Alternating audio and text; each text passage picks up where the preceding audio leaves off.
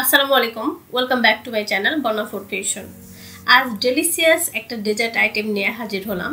সেটা আপনারা দেখতে পাচ্ছেন, শাহি টুকরা। শাহি টুকরা ছাড়া যেন যে কোনো ওকেশনে অসম্পূর্ণ। তাই এই মজাদার রেসিপিটা কিভাবে সহজে বানিয়ে সবাইকে খুশি করা যায়, সবগুলো টিপসই শেয়ার করেছি সহজ রেসিপিতে।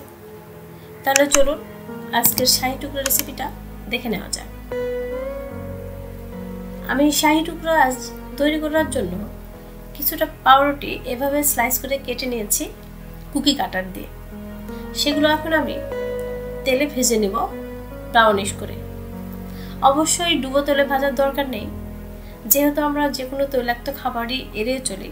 এই জন্য এই স্লাইসগুলো নর্মাল তেলের যে মাত্রা সেটাতে দিয়ে ভেজে নেব এই পাশ পাশ করে। দেখতে পাচ্ছেন এটা ব্রাউনিশ কালার হয়ে গেছে।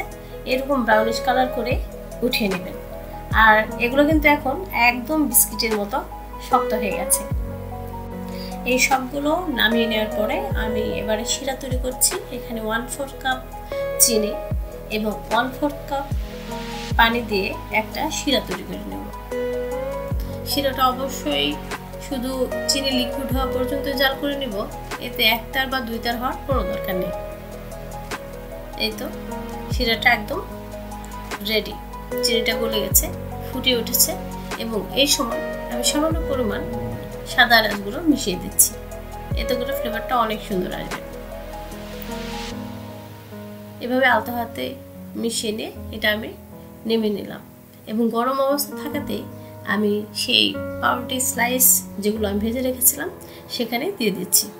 আপনারা চাইলে অন্য একটা বাটিতে এই শিরার মধ্যে এই স্লাইসগুলো ডুবে নিতে পারেন। এরপর চুলায় একটা প্যান বসিয়ে 4 কাপ পরিমাণ লিকুইড দুধ দিয়ে এটা আমি জাল করে নিচ্ছি। সাথে দিয়ে দিচ্ছি 1/3 কাপ গুঁড়ো দুধ। এতে করে দুধটার ঘনত্ব অনেক বেড়ে যাবে।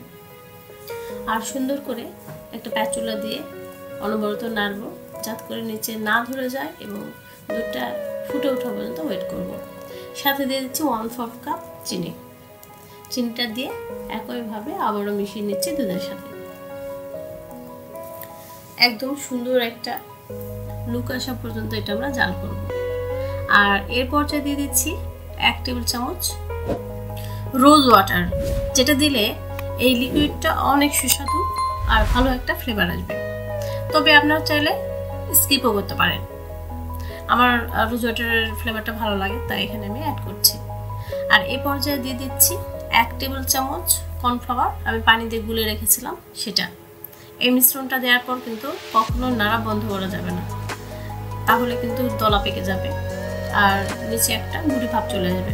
এই জন্য প্যাচুলা দিয়ে সুন্দর করে এটা মিশিয়ে নিতে হবে। এই তো শাহি টুকরাতে দেওয়ার জন্য আমার লিকুইডটা প্রায় রেডি। আর এই লিকুইডটাতে এবারে সামান্য পরিমাণ কাজু এবং পেস্তা বাদাম কুচি করে দিয়ে দেব। এগুলো দিয়ে আর কিছুক্ষণ জাল করে আমি লিকুইডটা নামিয়ে নেব। এর চাইতে বেশি জাল করা হবে না, কারণ এটা কিন্তু পরে আরো ঘন হয়ে যাবে। আমার চ্যানেলে নানা ধরনের ডেজার্ট আইটেমের পাশাপাশি পারফেক্টলি কিভাবে কাস্টার্ড পাউডার তৈরি করতে হয় সেই রেসিপিগুলো দেওয়া আছে। আপনারা চাইলে ঘুরে আসতে পারেন। ভালো লাগলে লাইক, কমেন্ট, শেয়ার এবং সাবস্ক্রাইব করে পাশেই থাকবেন। এতে দেখতে পাচ্ছেন আমার শাহি টুকরার ফাইনাল লুক অনেক ডেলিসিয়াস আর ইয়ামি লাগছে। খেতে কিন্তু মাশাআল্লাহ দারুণ ছিল। আপনারা যদি এই রেসিপিটা স্টেপ বাই স্টেপ ফলো করে তৈরি করেন, তবে ইনশাআল্লাহ আমার এই শাহি টুকরার মতো অনেক ইয়ামি আর ডেলিসিয়াস হবে। তাহলে কথা না বাড়িয়ে চলে যাচ্ছি, ফিরবো আবারও কোনো মজাদার এবং ডেলিসিয়াস রেসিপি নিয়ে। ততক্ষণ সবাই ভালো থাকবেন, সুস্থ থাকবেন। আল্লাহ হাফেজ।